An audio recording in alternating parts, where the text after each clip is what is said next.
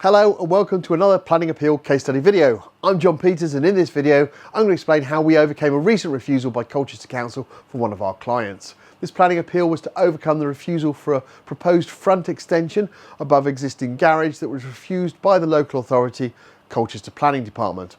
Our client was initially booked in for a free no obligation consultation to run through the refusal reasons that had been used by Colchester Council and to evaluate if an appeal was viable or if an alternative option would be best suited.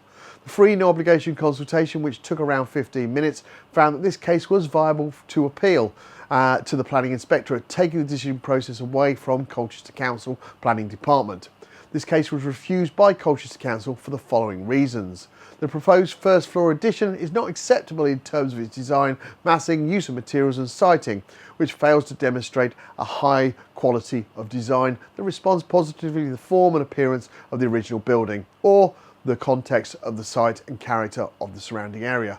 The proposed extension will result in the introduction of a visually dominant form of development within the street scene, eroding the existing soft landscaping provided by the trees in Westland Country Park. These settlements are reflected in the same local plan policy SP7, which requires that new developments meet high standards of urban and architectural design, responds positively to local character and context to preserve and enhance the qualities of existing places and their environs. Furthermore, local plan policy DM13 seeks to ensure residential extensions are compatible with scale, appearance and character of the original dwelling and avoid adverse impacts to the appearance of the street scene and the character of the area.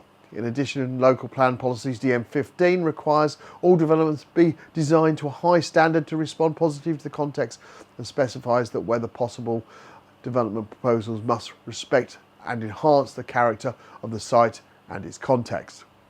The planning inspector in this case identified the main reasons for this case were the effect of the proposal on the character and appearance of the existing dwelling in the surrounding area. The inspector stated the following in the appeal decision. The building line along the south side of the highway is not uniform, with the appealed dwelling and its pair at an angle to the road. This arrangement has resulted in the side boundary of the appeal site being set against a backdrop of trees, where it has a modest impact upon the street scene, amongst other things. There are also differences in the size and scale of properties, their materials, windows and other detailing. These characteristics demonstrate the variation in build form within the immediate environs and add to the visual interest of the area. The ridge height of the appeal proposal would be lower than the original ridge line of the host unit and is shown to be set back from the front wall of the existing ground floor garage, thus creating subservience. With all these matters in mind, I consider that the scheme would be visually connect with the overall appearance of the host dwelling without dominating it.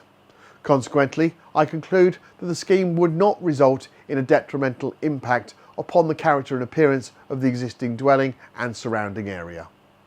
Many of you who have similar refusals are repeatedly stating you had little or no correspondence throughout the application process, and the first thing you knew was receiving the refusal notice from the council, and in some cases when you received a letter from ourselves. We completely understand that planning process can be very frustrating, the costs involved, the time it takes and so on, but do remember we deal with this on a daily basis for others just like yourself.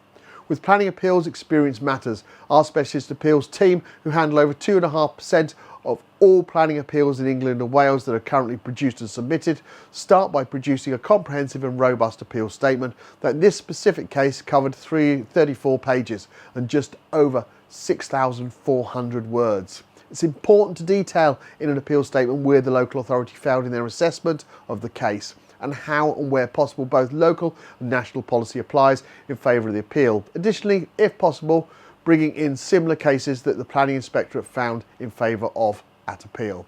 Obviously, with the back catalogue we have of the wins, we are able to use these cases and what the inspector said in them as additional argument to support the case we are working on. Once the appeal statement is completed, we send the document to our client asking them to check that they are happy for us to submit the case. If we need to add any additional information, that the client may have forgotten to previously supply. It's done at this point and then the case is submitted.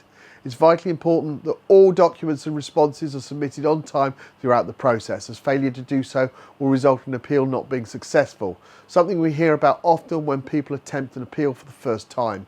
Always ensure you use a professional who has considerable experience of appeals.